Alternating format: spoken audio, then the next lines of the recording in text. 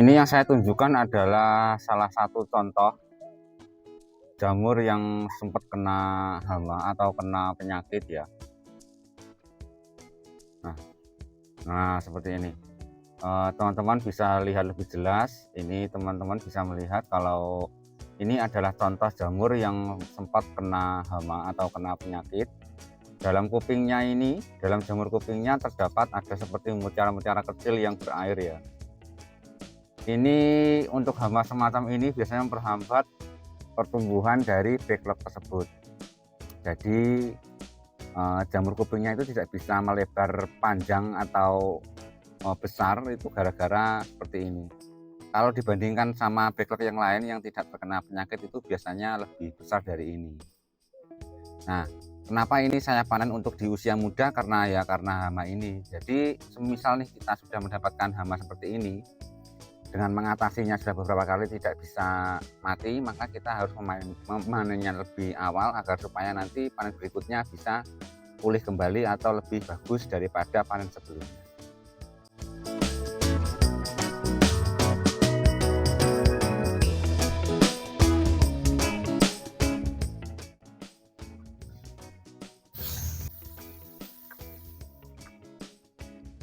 Bertani itu tidak harus kepanasan, tidak harus kehujanan, kita bisa bertani di dalam rumah. Yang seperti saya lakukan ini adalah budidaya jamur kuping. Banyak sekali teman-teman yang bertanya tentang budidaya jamur kuping, salah satunya adalah bagaimana caranya supaya backlog tidak kemasukan air. Ada cara tertentu agar supaya kita mendapatkan untung yang lebih besar atau bisa panen yang lebih melimpah, itu dengan cara-cara tertentu ya. Ya, sebelumnya saya akan menjawab komentar dari teman bagaimana caranya supaya backlog jamur ini tidak kemasukan air. Cara kita melobangi backlognya adalah dengan cara berbentuk V. Nah, seperti ini ya cara kita melubanginya. Kita berbentuk V seperti ini. Nah, ini seperti ini nih. Jadi berbentuk V seperti ini ya, agar supaya air yang masuk ke dalam yang kena backlog ini langsung turun. Jadi tidak masuk ke dalam gitu. Ada juga beberapa backlog yang juga termasuk kemasukan air, dia hasilnya memang kurang bagus dan kadang bisa menjadi penyakit dalam backlog. Nah, seperti ini nih. Nah, ini warna hitam yang di dalamnya ini karena kena airnya. Jadi dia pertumbuhannya kurang bagus. Nah, ini yang teman-teman lihat. Dalam backlog ini tidak ada putihnya sama sekali, tapi dia bisa tumbuh. Ini karena ada perawatan tertentunya juga. Jadi tidak harus ada yang putihnya bisa tumbuh, tapi yang seperti ini juga bisa tumbuh. Oke. Yang penting kita sabar dan kita tahu cara-caranya yang benar, maka kita akan bisa mendapatkan penghasilan yang bagus.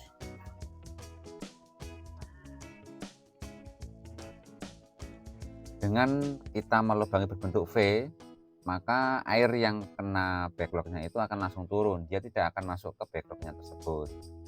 Dan untuk lubang cincinnya usahakan agar rapat ya, agar supaya dia tidak meresap air terlalu banyak. Usahakan lebih dari cincinnya, tutup cincin itu kan ada busanya itu.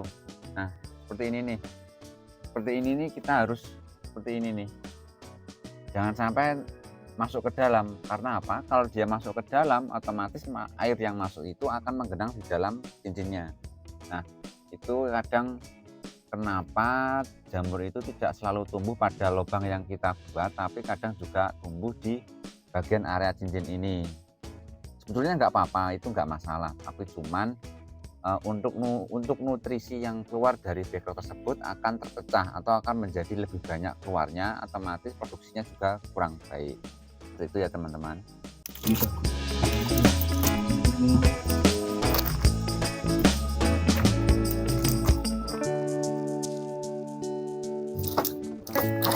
Nggak mampu.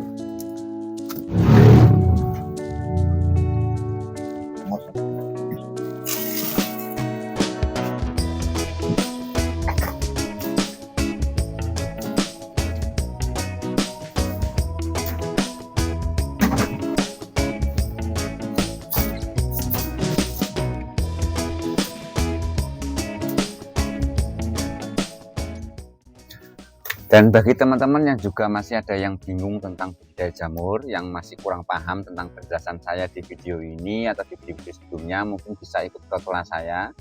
Saya juga membuka kelas, di situ juga saya memberikan panduan-panduan tertentu dari mulai nol sampai bisa panen.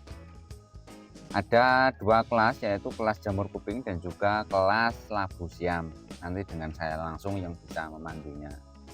Mudah-mudahan kita termasuk petani yang cerdas dan petani yang sukses. Amin. Untuk selanjutnya, untuk penyakit ya. Penyakit pada backlog jamur itu ada beberapa penanganan yang khusus, tergantung penyakitnya. Jadi saya pasti akan menjelaskan dari akar-akarnya tentang penyakit yang terkena, yang menempel pada jamur kuping. Itu tergantung dengan penyakit yang ada.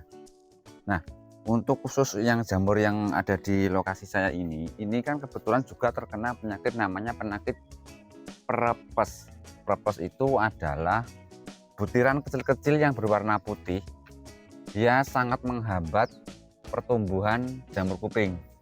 Akan tetapi penanganannya itu hanya menggunakan obat saja, dia bisa hilang. Atau ada juga yang kita ambil backlognya agar supaya backlog itu yang kena penyakit itu tidak menular kepada yang lain.